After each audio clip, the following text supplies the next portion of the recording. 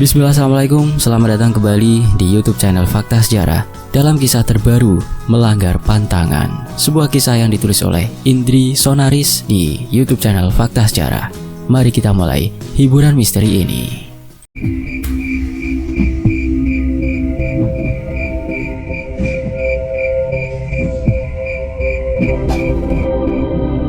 Jalan ini kayak menuju neraka, gerutu Tika. Membuka jendela, menyeka peluh di kening. Mana ada neraka dingin? Kalau neraka harusnya panas, bukan dingin begini. Jangan ngaco dan lebay deh mendeskripsikan tempat, keluh Rian. Iya, tapi gue kepanasan. Lihat keringetan gini, keluh Tika. Ya, tapi gue juga ngerasa dingin loh, Tik. Gak kepanasan, jawab Rara. Masa sih cuma gue yang kepanasan? Aneh banget. Badan lu kelebaran, guru Bagas membuat Tika menggerutu kesal. Udah diam kalian semua. Gue mau ngerekam, mumpung suasana di luar kelihatan serem. Gue mau bikin konten horor dulu. KKN Angker episode 1. Rara menepuk bahunya. Gak usah direkam dulu, kita belum tahu aturan dusun ini. Rian duduk di sudut kursi belakang, hanya diam. Pandangannya tertuju pada rimbun pohon yang seolah berbisik. Tapi serius deh, desa ini kayak kejebak waktu. Jauh banget sama kota, pedalaman banget, gumam Laras membuka catatannya. Aku baca, desa Talaga Hitam ini pernah jadi lokasi ritual penyatuan alam dan arwah. Kedengarannya palsu, cibir Tika. Di sini masih sangat kental budayanya, dan ada larangan juga. Kita harus patuh, ujar Laras. Astaga, apa kita akan betah KKN di sini? Nyeremin tahu, ujar Rara mengintip keluar jendela mobil. Makanya jangan banyak ngeluh, timbal Bagas. Kita baru aja sampai, Ra. Belum juga turun dari mobil, udah horor sendiri, lanjutnya. Laras menutup bukunya dan menatap ke depan. Jalanan berbatu yang mereka lalui semakin sempit, diapit oleh hutan lebat yang seolah menutup langit. Udara dingin menyelinap masuk lewat celah-celah jendela, membuat bulu kuduk meremang. Pak, masih jauh pak? Tanya Rian pada driver lokal yang mengantar mereka dari kota. Sebentar lagi, setelah tikungan besar itu, kita akan sampai di gerbang desa, jawab Pak Darto tanpa menoleh. Suaranya pelan dan berat. Begitu mobil melewati tikungan, mereka langsung disambut gapura kayu besar yang sudah tua, dihiasi ukiran kepala binatang mirip singa bersayap. Di bawah ukiran itu tertera tulisan tua yang hampir pudar. Selamat datang di Talaga Hitam. Hormati leluhur, jangan langgar pantangan. Lihat tuh, bisik Rara sambil menunjuk ke ukiran. Itu apa? Kayak lambang kerajaan. Itu lembu Swana, jawab Laras pelan. Makhluk mitologi dari Kalimantan. Simbol pelindung, tapi juga bisa jadi pertanda kalau ada sesuatu yang harus dihormati. Mungkin semacam totem, gumam Rian. Tika hendak menimpali tapi Bagas tiba-tiba mencondongkan tubuh ke arah jendela. Matanya membelalak lebar. Kalian lihat itu nggak barusan? Tanya Bagas dengan nada berubah. Lihat apa? Rian menoleh. Ada yang lari masuk ke hutan. Bagas menuju ke arah semak-semak di sisi kanan jalan. Kayak orang, tapi gerakannya cepet banget, nggak normal. Gas, jangan bercanda ah, tegur Tika, meski suaranya terdengar ragu. Gue serius. Bagas masih menatap keluar. Jelas banget, jalannya nunduk, kayak ngerangkak, tapi kecepatannya bikin serem. Suasana di dalam mobil langsung hening. Bahkan suara mesin mobil pun terdengar menakutkan dalam diam mereka. Udah, jangan mikir aneh-aneh dulu, kata Laras akhirnya. Kita belum tahu daerah sini. Bisa aja itu hewan, namanya juga dikelilingi hutan. Kalau itu hewan, berarti manusia bisa kalah lari, gumam Bagas pelan. Mobil akhirnya berhenti di halaman sebuah rumah panggung besar yang tampak sudah tua, tapi masih terawat. seorang pria tua dengan pakaian adat sederhana berdiri di depan tangga menanti mereka. "Itu pasti Pak Kepala Desa," bisik Rara. Pria tua itu mengangguk ringan. Tatapannya tajam namun tenang. "Selamat datang, saya Pak Mangkudun. Selama kalian tinggal di sini untuk KKN, tolong hormati semua aturan desa ini." "Siap Pak," jawab Laras mewakili tim. Pak Mangkudun menuruni satu anak tangga, lalu menatap mereka satu persatu. "Hal terpenting yang harus kalian ingat, jangan pernah keluar rumah setelah jam 8 malam. Dan jangan sekali-kali menyentuh atau mendekati pohon tua di tengah hutan. Itu pantangan kami. Jika dilanggar, Lembus Suwana akan bangun." Mereka semua terdiam. Bahkan Tika pun tak sanggup bercanda. Pak Darto menurunkan koper dari bagasi tanpa banyak bicara. Tapi sebelum ia masuk kembali ke mobil, ia sempat berbisik pada Rian, cukup lirih untuk tak didengar yang lain.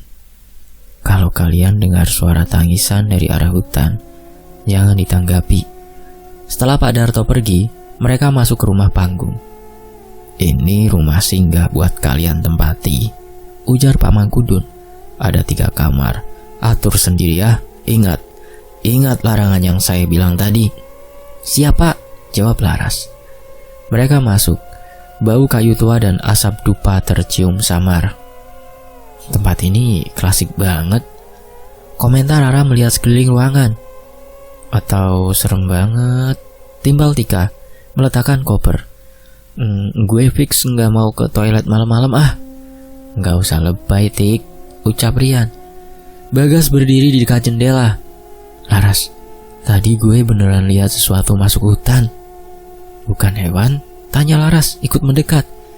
"Bentuknya kayak manusia, tapi gerakannya aneh, kayak ngelayang sambil ngerangkak." Laras terdiam, lalu menutup tirai.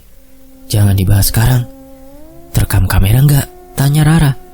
"Sayangnya enggak, tapi tempat ini cocok banget sih buat bikin konten horor. Wah, gue bisa dapat saweran banyak kalau bisa live di sini," ujar Bagas, membayangkan akan mendapat uang banyak. Jam dinding di ruang tengah berdetak pelan. Sudah menunjukkan pukul 21:03. Laras, Rian, dan Tika sudah masuk kamar. Kelelahan setelah perjalanan jauh dan penyesuaian di rumah tua itu membuat mereka cepat terlelap. Hanya Bagas dan Rara yang masih terjaga. "Lu yakin mau live sekarang?" bisik Rara yang duduk di atas permadani ruang tengah. "Justru sekarang waktunya pas," jawab Bagas, duduk di dekat jendela. "Yang lain udah tidur, di luar sepi banget. Ini bisa jadi konten viral." Rara bangkit malas-malasan. "Tapi larangannya jelas gas, jam 8 malam enggak boleh keluar rumah." "Ra, kita nggak akan jauh-jauh, cuma di teras. Paling maju dikit ke lapangan depan. Cuma 5 menit terus balik lagi." Rara menghela nafas panjang. "Oke, tapi kalau ada yang aneh, kita langsung balik. Deal." Mereka menyelinap pelan lewat dapur, membuka pintu kayu yang berderit sedikit. Angin malam langsung menyergap kulit dan dingin yang menusuk. Bagas menyalakan kamera ponselnya. Cahaya terang sedikit menyorot wajahnya. "Yo guys, kembali lagi di channel horor. Malam ini gue lagi live dari desa Talaga Hitam nih, tempat gue dan temen gue KKN. Desa ini punya banyak pantangan. Salah satunya dilarang keluar rumah setelah jam 8 malam. Tapi sekarang nih jam 9 lewat dan gue di sini demi kalian guys." Rara berdiri di belakangnya, gelisah. "Gas cepetan, gue gak enak hati nih." "Ah sebentar sih Ra, nih gue tunjukin ke lapangan depan yang gelap, kosong, kagak ada siapa-siapa. Kampung ini dikelilingi hutan. Katanya sih ada pohon besar juga yang dilarang dideketin. Mungkin pohon keramat kali ya." Tiba-tiba suara dari semak. Persak. Mereka spontan menoleh. Apa tuh?" bisik Rara panik. Apa kalian lihat sesuatu guys? Komen ya. Tanya Bagas menunjukkan kamera ke sumber suara. Semua yang menonton berkomentar dan menyuruh Bagas untuk kembali. Jangan menantang pantangan di tempat orang, bahaya. Gas, udah yuk kita balik aja, desak Rara menarik lengan baju Bagas. Bentar nih, lihat sendiri, komentarnya ramai banget. Gua trending nih. Bisik Bagas sambil menahan senyum, malah lepas ketawa meski tangannya sedikit gemeter. Bagas, serius? Gue ngerasa diawasin. Suara Rara mulai bergetar. Ah, nggak usah takut, aman kok Ra, ujar Bagas dengan santai. Krak, krak. Langkah berat terdengar dari balik semak. Kamera Bagas sempat menangkap bayangan hitam berjalan cepat melintas di belakang mereka. Terlalu cepat untuk manusia biasa. Ada yang lewat di belakang kamu. Woi, balik woi. Itu apa? Itu bayangan hitam apa? Bagas membaca sekilas komentar para penonton dengan jantung berdebar kencang. Bagas langsung memutar kamera ke belakang dan kosong, tak ada apapun. Gas, udah yuk balik, bisik Rara sambil memegang lengannya erat penuh ketakutan. Nggak ada apa-apa Ra, jangan takut, ini seru. Lihat, banyak banget sampai ribuan yang nonton nih, ujar Bagas penuh semangat. Rara masih tidak tenang. Dia melihat ke kanan dan kiri, sampai Bagas melihat binatang mirip seperti anjing berlari ke dalam hutan. Ra, ayo ikut gue, ajak Bagas. Lu mau kemana Gas? Jangan gila dah, tegur Rara. Santai aja, aman kok. Kesana bentar, terus balik, oke? Bagas berjalan lebih dulu. Rara tidak bisa hanya berdiri di sana. Akhirnya dia pun mengikuti Bagas memasuki area hutan. Guys, gua bakalan masuk ke area hutan nih. Katanya di sana ada pohon keramat yang kagak boleh dideketin. Penasaran aja sih gua, seserem apa pohon itu? Apa mungkin itu pohon durian yang takut duriannya dicuri kali ya? Jadi dibilang pohon keramat biar gak ada yang deketin. Tawa Bagas sesumbarnya. Mereka berdua berjalan memasuki area hutan. Gas, serius Gas, hati gue gak enak, sumpah, bisik Rara pelan sambil menatap lebatnya pepohonan di depan mereka. Cuma sebentar, lihat tuh, komenannya tambah rame banget. Gas terus bro, cek pohon besar itu. Bagas nyengir masih fokus ke layar ponsel membaca komen. Tapi tadi jelas ada yang gerak di belakang lu Gas. Rara makin menempel ke lengan Bagas. Mereka terus berjalan, menyibak ilalang tinggi yang mulai basah oleh embun. Pohon-pohon di sekitarnya makin rapat. Udara jadi lebih dingin. Itu pohonnya? Bagas menunjuk ke depan. Sebuah pohon besar dan terlihat sudah berdiri selama puluhan tahun, atau mungkin sudah ratusan tahun, berdiri menjulang di depan mereka. Akar-akarnya menjalar seperti ular, menggantung liar dari batangnya. Rara menelan ludah. Kenapa bentuknya serem banget ya? Aduh. Ini dia pohon keramatnya guys. Gila sih, real banget, kata Bagas lalu mengarahkan kamera. Oke teman-teman, kita udah nyampe nih. Ini katanya pohon yang ada di balik pantangan desa itu nih. Jangan terlalu deket Gas, seru Rara. Santai aman ujar Bagas malah semakin dekat dengan pohon dan bahkan menyentuh batang pohon itu. Ternyata bukan pohon durian. Padahal gue pengen makan durian. Keke Bagas. Ini cuma pohon tua sih ya, yang seharusnya udah ditebang. Malah ngerusak pemandangan, ujar Bagas. Sekali lagi dia bicara sesumbarnya. Sompral nih bocah. Gas, lu jangan sembarangan ngomong. Rara menarik lengannya panik. Bisa bahaya. Ya elah Ra, jangan parno. Tuh lihat. Hostnya songong amat, Bagas menirukan komentar netizen sambil tertawa. Tiba-tiba layar ponsel bergetar hebat. Muncul noise bergaris. Gambar jadi blur. Guys, sinyal gua gangguan guys, ujar Bagas. Angin berhembus kuat, seperti mendorong tubuh mereka. Anginnya kencang, ujar Bagas. Rara melirik sekeliling. Pepohonan mulai berbisik. Dedaunan bergetar kencang. Gas, serius lu denger gak? Bisik Rara pelan. Dengar apa? Kayak suara nafas. Bagas diam. Kamera di tangannya ikut menurun perlahan. Kini wajahnya tak seceria tadi. Ayo balik gas. Rara udah sangat ketakutan. Langkah berat dan pelan dari arah pohon besar itu. Rara merapat ke Bagas. Gas, sumpah gue takut banget gas. Bagas tetap mengangkat kamera. Tapi layar mulai bergetar. Muncul noise lagi. Guys, sinyal goyang banget guys, ujar Bagas lemas. Sampai terdengar suara tawa anak kecil terdengar jelas dari arah pohon. Mereka berdua langsung membalikkan badan. Tapi tidak ada siapapun. Gas, kita harus pergi sekarang juga gas. Suara Rara gemetar. Bagas mengangguk pelan. Tapi saat dia mengangkat ponselnya kembali, layar ponsel gelap dan ponsel mati. Lah, kok mati? Bagas menekan-nekan tombol.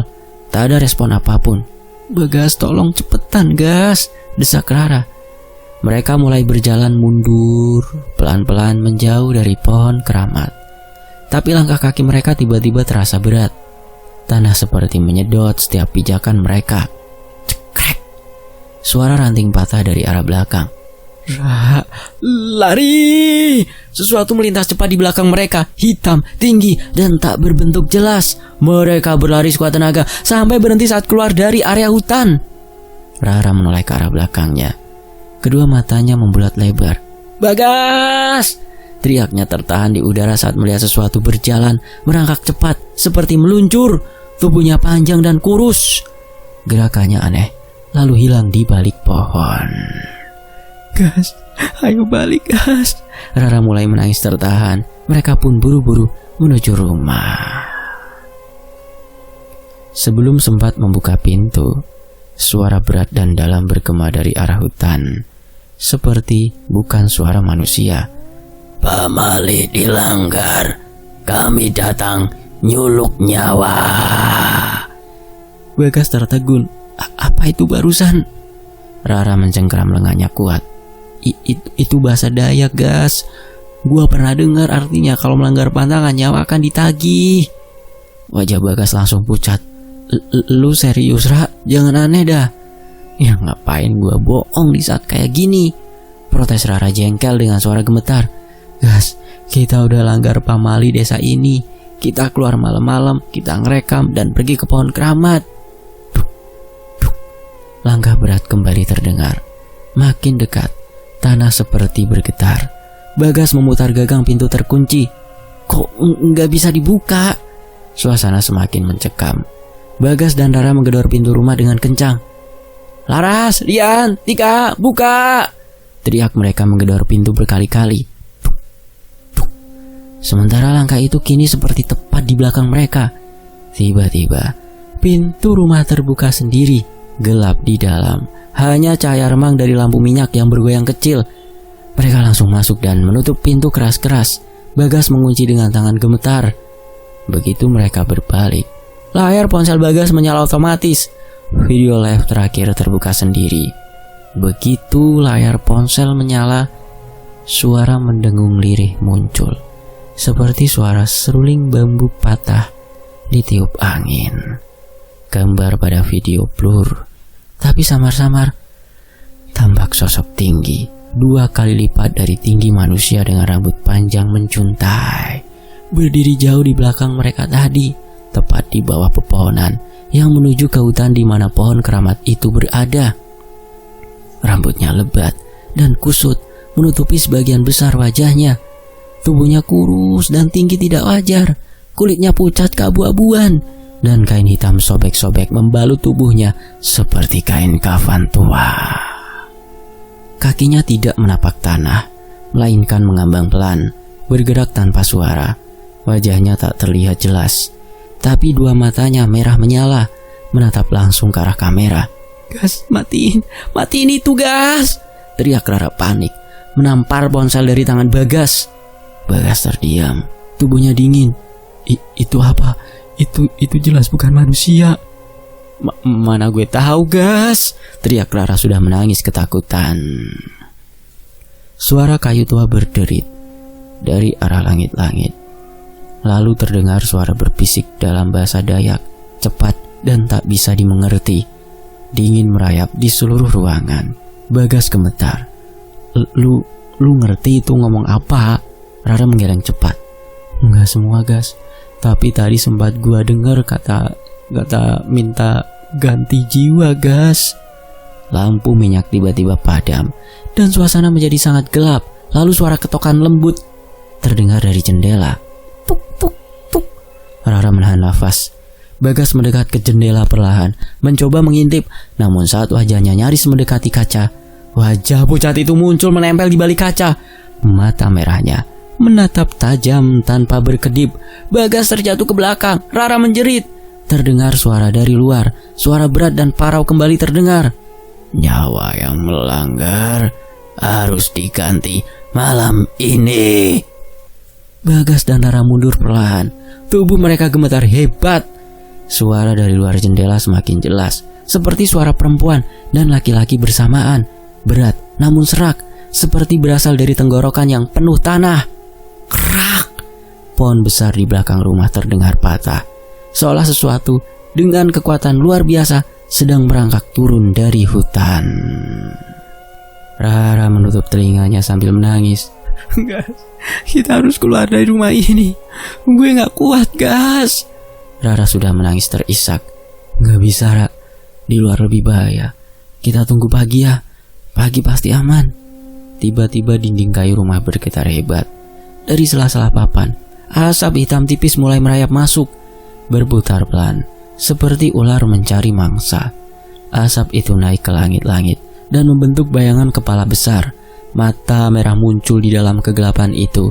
Mulutnya menganga lebar, mengeluarkan suara rongan pendek. Pamali dilanggar, roh leluhur menuntut tumbal. Rara terdiam, matanya kosong, bibirnya bergetar. Rara. Bagas mengguncangnya panik. Rara menoleh pelan, tapi matanya sudah berubah. Seluruh bola matanya hitam. Dia berbisik pelan dan dalam bahasa Dayak dengan suara yang bukan suaranya sendiri. Satu jiwa untuk menenangkan arwah Mara. Satu jiwa harus tinggal di tanah ini. Bagas terdorong mundur, nafasnya memburu. Dia mundur ke arah pintu, hendak membuka kunci. Di ambang pintu, sosok tinggi berambut panjang menjuntai itu berdiri. Tubuhnya kini terlihat lebih menyeramkan. Tulang rusuknya mencuat dari balik kain sobek yang membalut seperti kafan. Kepalanya melentur tak wajar, menunduk tajam seperti patah, dan perlahan bergerak mendekat ke wajah Bagas yang kaku. Mata merah menyala, taring tajam, lidah panjang menjulur keluar. Bagas membeku, tubuhnya melemas, matanya membelalak, lalu semuanya gelap. Sementara itu di sisi lain, gimana? Kalian udah temuin mereka? Tanya Lara sambil memandang ke arah jalan setapak yang mengarah ke hutan. Rian menggeleng cepat, nafasnya masih tersengal. Udah muter sampai ke arah sungai kecil, tapi gak ada siapa-siapa. Jejak pun gak ada. Tika berdiri di dekat tangga rumah, memeluk dirinya sendiri.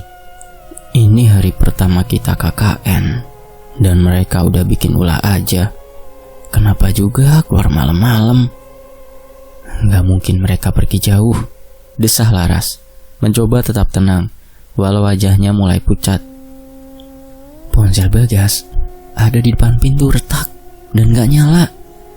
Rian menunduk, menghela nafas berat. Gua takut nih bukan sekedar mereka kabur atau ngilang. Apa maksud lu? Tanya Tika. Rian menatap ke arah hutan yang masih diselimuti kabut pagi. Matanya tampak cemas. Gue takut mereka bukan hilang karena tersesat, tapi karena ada sesuatu di desa ini yang gak pengen mereka balik, ucap Rian. Jangan ngomong aneh-aneh deh. Gue yakin Yan, mereka baik-baik aja. Mungkin gak sih si Bagas lagi anterin Rara jalan-jalan atau lari pagi? Rara kan suka banget jogging, tebak Tika. Gak mungkin Tik. Ponsel Bagas ada di depan pintu. Itu menandakan kalau terjadi sesuatu pada mereka, ucap Laras termenung. Rian membuka ponselnya dan mengotak-atik sesuatu. Semalam si Bagas live, ujar Rian membuat kedua temannya terkejut. Mereka langsung membuka ponsel dan mencari tahu apa yang terjadi. Ternyata banyak yang nge-share video live Bagas semalam. Videonya udah disebar, komennya sampai ribuan. Ujar Tika melihat video. Laras mendekat. Putar. Video itu mulai berputar. Gambar buram, suara serak dan noise mendominasi. Tapi suara Bagas dan Rara terdengar jelas. Di beberapa bagian suara mereka panik ketakutan. Ya, saya balik. Gue lihat sesuatu lewat barusan. Woi, balik woi, itu apa? Tika menutup mulutnya sendiri saat video memperlihatkan bayangan hitam melintas di belakang mereka. Kamera goyang hebat, suara Rara makin histeris. Mereka ketemu sesuatu ini, bisik Laras. Wajahnya mulai pucat. Bukan orang. Nih, dengerin bagian ini, ujar Rian memperbesar volume. 1 jiwa untuk menenangkan arwah marah. 1 jiwa harus tinggal di tanah ini. Laras mundur 1 langkah. Itu suara Rara? Bukan, suaranya beda ini, jawab Rian pelan. Kayaknya dia kerasukan. Tika menggeleng cepat, berusaha menyangkal semuanya. Enggak. Ini pasti editan. Mungkin mereka ngeprank. Mana mungkin ngeprank? Mereka sampai takut itu. Masalahnya, Bagas nggak pernah lepas dari ponsel. Ke kamar mandi aja dia bawa ponselnya. Mana mungkin sekarang dia tinggal gitu aja, ucap Laras. Terus sekarang kita harus gimana? Tanya Tika mulai gelisah dan mengkhawatirkan kedua temannya. Kita harus bicara sama kepala desa ini. Kita harus minta bantuannya, ujar Laras. Tapi apa mereka bakalan bantu? Mereka udah kasih tahu kita soal pantangannya, kata Tika. Tidak ada pilihan lain lagi selain meminta bantuan mereka. Kita nggak tahu nasib kedua teman kita gimana, lanjut Laras. Kalau gitu, ayolah kita ke rumah kepala desa, timbal Rian. Mereka bertiga langsung mengambil jaket seadanya dan berjalan cepat ke arah rumah kepala desa yang terletak di bagian paling ujung pemukiman, dekat dengan batas awal hutan. Udara pagi masih dingin dan kabut belum sepenuhnya menghilang. Tika terus menoleh ke kanan kiri sepanjang jalan. Padahal udah pagi, tapi sepi banget ini desa. Apa para warga gak ada kegiatannya? Gumam Tika. Entahlah, desa ini terkesan aneh dan menakutkan, bisik Rian. Iya, kita berasa masuk ke kampung gaib ya, ujar Tika yang langsung ditegur oleh Laras. Jaga ucapan lu, jangan asal ucap, sompral, tegurnya. Hehe, sorry keceplosan, kekeh Tika. Berbeda dengan yang lain, Rian lebih sensitif dan bisa merasakan kehadiran makhluk halus. Dan selama mereka berjalan menuju ke rumah kepala desa, seperti ada ribuan pasang mata yang sedang mengawasi mereka bertiga. Ayo, jalannya cepet, ucap Rian, tidak berani melihat kanan dan kiri. Sabar kali, jalannya licin, keluh Tika. Sesampainya di depan rumah kepala desa, sebuah rumah panggung besar dari kayu ulin dengan ukiran khas Dayak di tiangnya. Laras kemudian mengetuk pintu dengan ragu. Tok tok. Pak Mangkudun. Tak lama pintu dibuka. Seorang pria paruh baya berwajah keras dengan sorot mata tajam menatap mereka dari balik pintu. Kalian ada apa kemari pagi-pagi? Suaranya berat. Maaf Pak, 2 teman kami hilang sejak semalam, lapor Laras. Wajah kepala desa langsung berubah, matanya menyipit. Kapan terakhir kalian lihat mereka? Tanyanya cepat. Semalam jam 9, terakhir mereka terekam di live. Mereka seperti melihat sesuatu di hutan, jelas Rian sambil menyerahkan ponselnya untuk menunjukkan video itu. Kepala desa menontonnya dalam diam, matanya tak berkedip. Saat video selesai, ia menarik nafas dalam-dalam. Sudah saya peringatkan sebelumnya. Kenapa kalian langgar? Pak Mangkudun tampak marah menatap Laras, Tika, dan Rian. Laras menunduk. Kami nggak tahu, Pak. Kami juga baru tahu kalau mereka keluar malam-malam. Kami nggak ikut. Pak Mangkudun menatap tajam Rian dan Tika satu persatu, seolah mengukur apakah mereka jujur atau tidak. Udara di dalam rumahnya pun terasa lebih dingin dari luar. Suara detak jam kayu tua di dinding makin terasa menekan. Mereka masuk ke wilayah Puhun Tanah Ita, tanah leluhur kami, dan mengganggu waktu di mana mereka sedang beraktivitas. Ucap Pak Mangkudun perlahan, nadanya berat. Maksudnya, Pak? Bisik Rian menelan ludah. Pak Mangkudun tidak menjawab. Ia hanya berjalan pelan ke sebuah lemari tua di sudut ruangan, mengambil sebuah kotak kayu kecil berukir motif enggang dan tengkorak. Dibukanya perlahan, memperlihatkan kain merah dan beberapa simbol kayu kecil yang digantung tali icuk. Kalau mereka masih bernafas, kita masih bisa menjemputnya. Tapi kalian harus tahu, tanah itu tidak suka didatangi, terutama oleh mereka yang tak tahu aturan. Ujar Pak Mangkudun. Kami mau jemput mereka, Pak, apapun caranya, tegas Laras. Tika tampak ragu. Tapi kita harus gimana? Kita bahkan gak tahu jalan masuk ke tempat itu. Pak Mangkudun menatap mereka dalam-dalam. Kalian butuh penunjuk jalan. Seseorang yang diizinkan oleh ruh penjaga. Aku akan kirim kalian menemui Amagani. Beliau penjaga desa ini yang masih bisa membaca tanda-tanda gaib dari leluhur. Amagani? Tanya Rian. Siapa beliau? Perempuan tua, tinggal di pondok pinggir ladang. Dia tidak bicara dengan banyak orang, tapi kalau kalian datang dengan niat bersih, beliau mungkin bantu. Jelas kepala desa itu. Kami akan ke sana sekarang juga, kata Laras cepat. Pak Mangkudun mengangguk pelan. Ambil ini. Ia menyerahkan seikat tali berisi ukiran kayu kecil. Kalung ini pelindung. Jangan lepas selama kalian masih di wilayah Puhun Tanah Ita. Kalau ruh penjaga tahu niat kalian buruk, kalung ini akan patah lebih dulu sebelum nyawa kalian. Mendengar itu, tubuh Tika gemetaran bukan main. Rasanya dia ingin segera pergi dan meninggalkan desa aneh ini. Pak, kalau kami gagal, apa yang akan terjadi? Tanya Tika.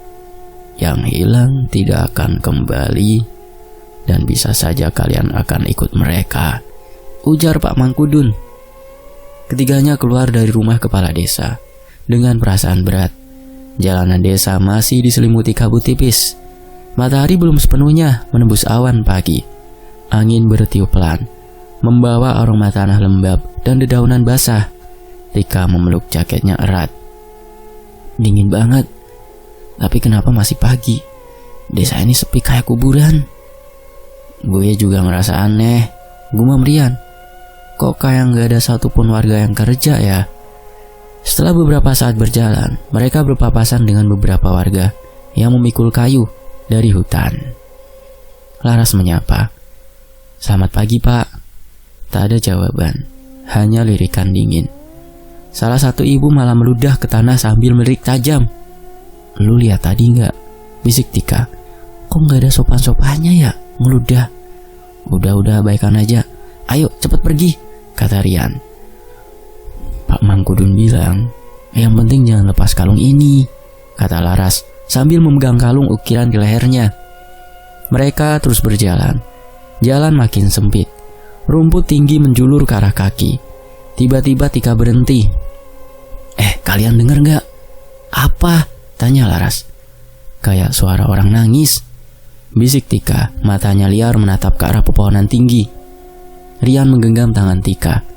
Jangan dengerin, jangan tanggapi suara dari balik hutan. Fokus aja jalan. Tak lama, mereka melihat sebuah pondok tak jauh dari posisi mereka. Terlihat sederhana dan sudah tua. Di depannya bergelantungan tulang belulang dan daun kering. Ini rumahnya, bisik Tika. Tiba-tiba pintu terbuka. Sebelum mereka mengetuk pintu, seorang perempuan tua keluar. Rambut putih panjang dibiarkan terurai, dan sorot matanya tajam melihat ke arah mereka bertiga. Hening beberapa detik, lalu dia berkata, "Kalian yang datang mencari yang hilang?" "Iya Bu, kami cari kedua teman kami. Mereka hilang semalam," kata Laras cepat. Perempuan itu mendekat, memperhatikan kalung mereka satu-satu. "Kalung pelindung, tapi tidak cukup kalau niat kalian tidak bersih," katanya datar. "Kami sungguh-sungguh. Kami cuma mau bawa teman kami pulang," ucap Rian. "Panggil saya Amagani," ujar si perempuan. "Kalian datang tepat waktu, tapi ruh penjaga tak suka keramaian. Hanya satu dari kalian yang boleh ikut aku ke dalam." Maksudnya?" tanya Tika. "Dua tunggu di luar, satu ikut. Dan kalau ruh menolak, pintu tak akan terbuka lagi," ucap Amagani, lalu berbalik masuk ke pondoknya perlahan. Rian menatap Laras dan Tika. "Gue masuk. Lu yakin, Yan?" tanya Laras khawatir. "Gue bisa ngerasain ada yang manggil," ucap Rian pelan. Pintu pondok berderi tertutup di belakang Rian. Tika menggenggam tangan Laras. "Gue gak tenang, kenapa harus satu orang?" Laras menggeleng. "Mungkin karena tempat ini suci. Mungkin juga biar kita gak ganggu." Sementara itu di dalam pondok, aroma kemenyan langsung menusuk hidung Rian. Ruangan remang, dinding penuh ukiran dan benda-benda aneh seperti tengkorak kecil, boneka jerami, dan botol berisi cairan gelap. Amagani duduk bersila di depan tungguk kecil. "Duduk," perintahnya. Rian duduk hati-hati. "Pejamkan mata. Jangan kau buka sebelum aku suruh." Rian menutup matanya. Suara dentingan logam terdengar, disusul bisikan-bisikan dalam bahasa yang tak dikenalnya. Udara tiba-tiba jadi berat, dan nafasnya memburu. "Apa kau melihat sesuatu?" tanya Amagani. Rian mengatur nafas. Wajahnya pucat. "Saya melihat Bagas dan Lara tergeletak di dekat pohon besar itu. Mereka berdua tidak sadarkan diri." Amagani menatapnya dalam diam, lalu berdiri perlahan. Ia mengambil segenggam bunga kering, membakarnya di atas bara tungku. Aroma menyengat langsung memenuhi ruangan. "Jiwamu harus masuk ke tempat itu, tapi tubuhmu akan tetap di sini," katanya pelan. Masuk kemana?" tanya Rian bingung. "Ke tempat roh penjaga berdiam, ke akar asal mula pohon itu. Cobalah selamatkan kedua temanmu." Amagani mulai menyalakan kemenyan. Asap makin tebal, udara makin menekan. "Pejamkan matamu dan jangan bicara apapun sebelum aku mengizinkan," perintahnya. Rian memejamkan mata. Di luar, Laras dan Tika duduk gelisah di depan pondok, saling menggenggam tangan erat. "Ada suara aneh dari dalam," bisik Tika. Laras mengangguk. "Aku juga dengar kayak bisikan tapi gak jelas." Di dalam pondok, Rian menggigil. Keringat dingin membasahi pelipisnya. Suara bisikan memenuhi telinganya, namun tak satu pun ia mengerti. Tiba-tiba, semua menjadi hening sekali. Saat dia coba mengintip, seluruh ruangan di sekitarnya gelap, bahkan sangat gelap. Karena penasaran, dia pun membuka matanya dengan sempurna. Betapa terkejutnya saat dia sadar kalau dia sudah tidak lagi berada di pondok, melainkan di tengah hutan, tepat di depan pohon keramat itu. Namun suasananya berbeda. Kabut tebal menggantung di udara. Suasana terasa sunyi dan mencekam.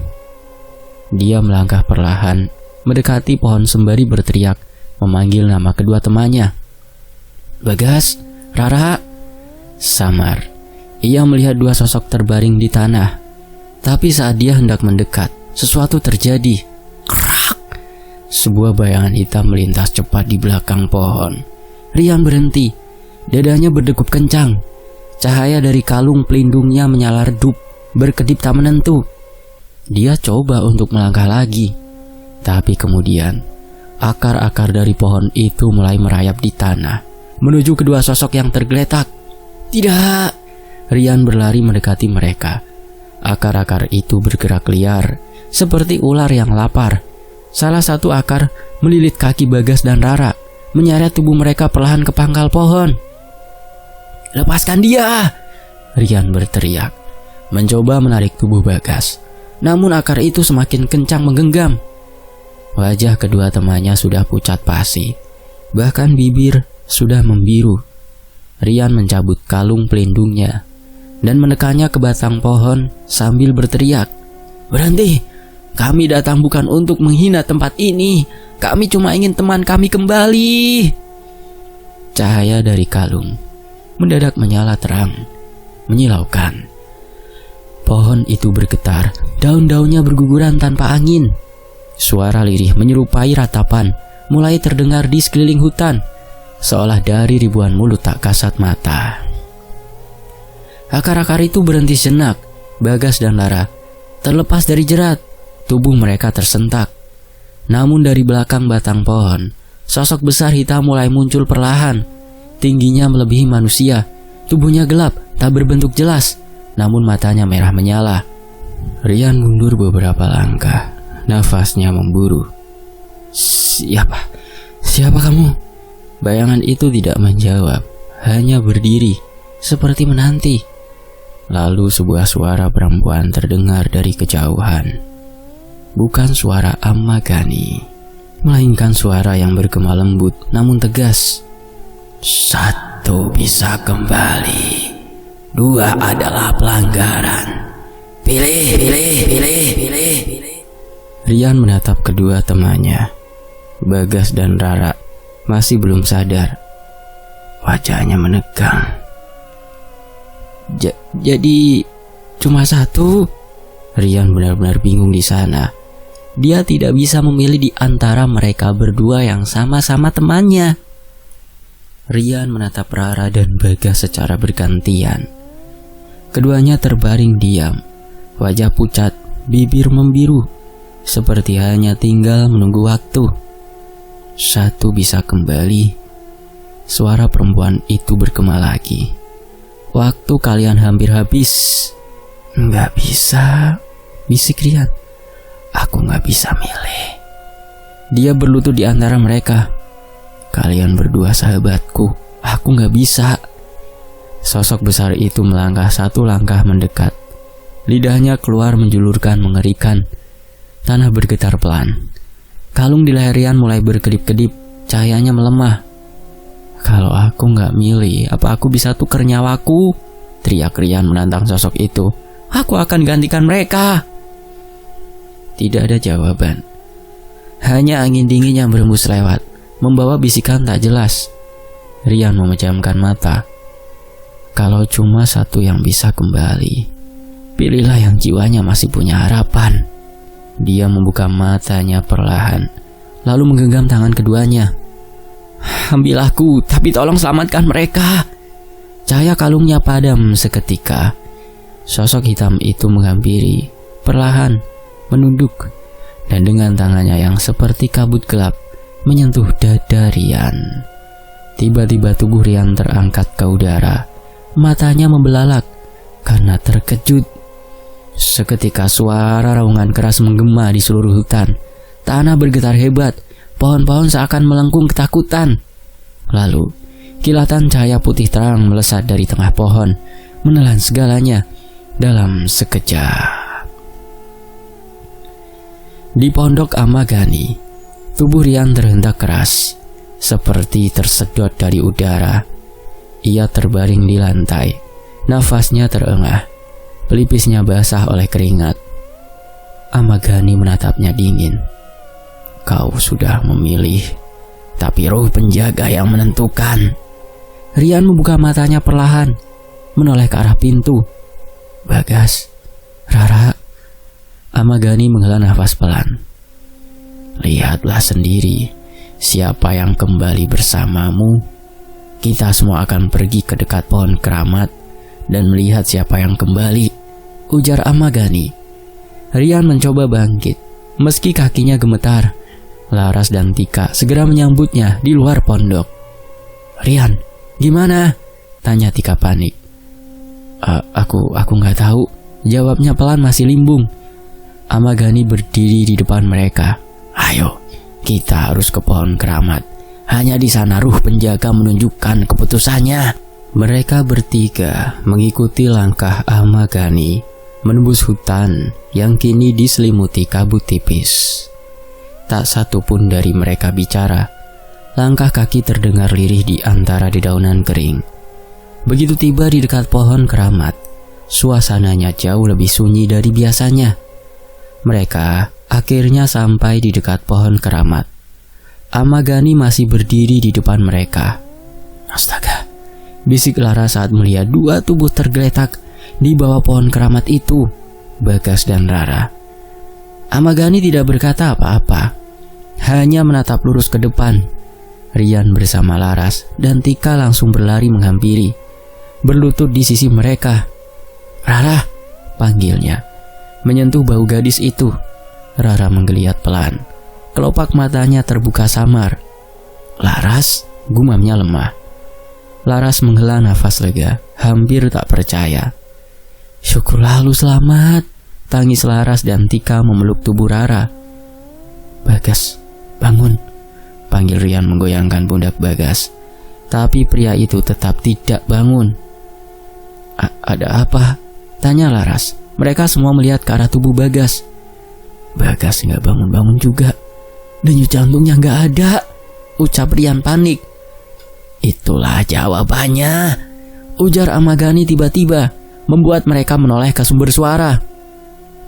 "Penjaga pohon keramat memilih jiwa pria itu untuk menjadi tumbal karena aturan dilanggar," ujar Amagani. "Bagas!" tangis mereka pecah di sana. Suasana jadi semakin sedih. Baru mulai KKN, mereka harus kehilangan teman seperjuangan mereka. Padahal alasan mereka kesini untuk menganalisis budaya di sini. Tangis Rara pecah. Tubuhnya gemetar di pelukan Laras dan Tika. "Dia cuma pengen ikut bantu kita," ucap Rian dengan suara parau. Matanya berkaca-kaca saat menatap tubuh Bagas yang terbujur kaku. Amagani menunduk perlahan. "Roh penjaga tidak menerima kehadiran yang tak bersih, sekalipun niatnya baik. Tapi jika aturan dilanggar, selalu ada harga yang harus dibayar." "Ini keterlaluan, sampai merenggut nyawa," ujar Tika terbata. Amagani menatap mereka. Sorot matanya tajam namun penuh makna. "Kalian datang tanpa izin, menertawakan larangan, dan menantang pantangan. Di tanah ini, setiap kata adalah doa, setiap langkah disaksikan oleh yang tak terlihat." Laras memalingkan wajah. Air matanya terus mengalir. "Kita cuma pengen belajar, bukan nyari mati." Sinar matahari mulai menembus kabut tipis, membuat bayangan-bayangan panjang di bawah pohon. Rian berdiri perlahan, tubuhnya lunglai. "Ayo, kita bawa Bagas pulang. Dia masih punya keluarga," bisik Rian. Tika dan Laras mengangguk, membantu menenangkan Rara yang masih lemas dan syok. Amagani menatap langit sebentar, lalu menoleh kepada mereka. "Setelah ini, jangan pernah kembali. Pohon ini sudah menerima satu jiwa, tapi kadang yang tertinggal akan terus dipanggil." Kalimat itu menggantung di udara, seperti ancaman yang samar atau sebuah peringatan terakhir. Mereka bertiga berjalan perlahan menuruni bukit, membawa Rara dan jenazah Bagas dengan hati berat. Di balik kabut dan sunyi hutan, pohon keramat berdiri tegak, seolah tersenyum. Setelah kenyang menelan satu lagi jiwa muda.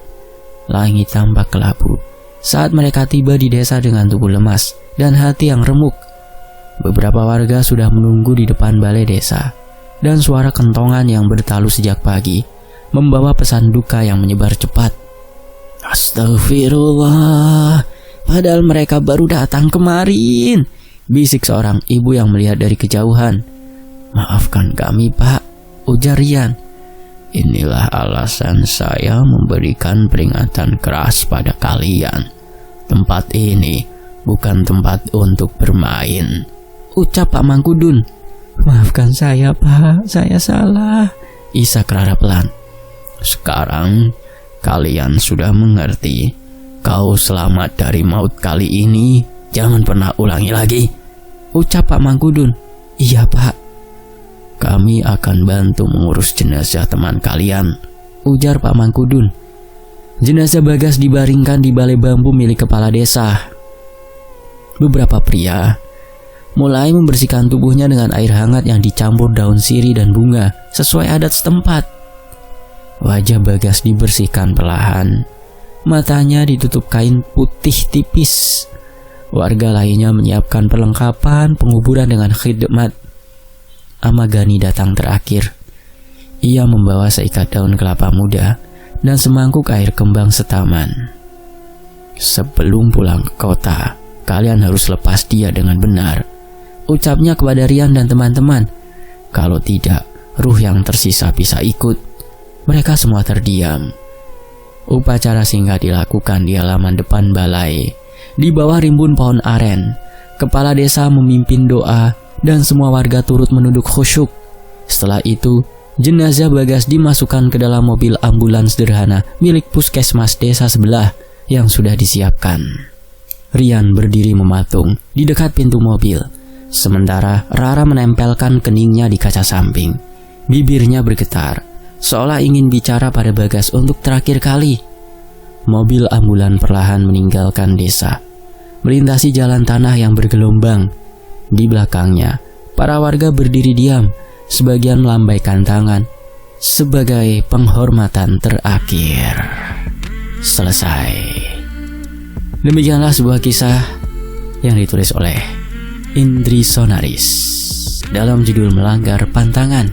Terima kasih untuk penulisnya, Kak Indri Sonaris, Sayap Emas, dan tentunya buat teman-teman yang sudah menyimak. Mohon maaf kalau ada salah kata.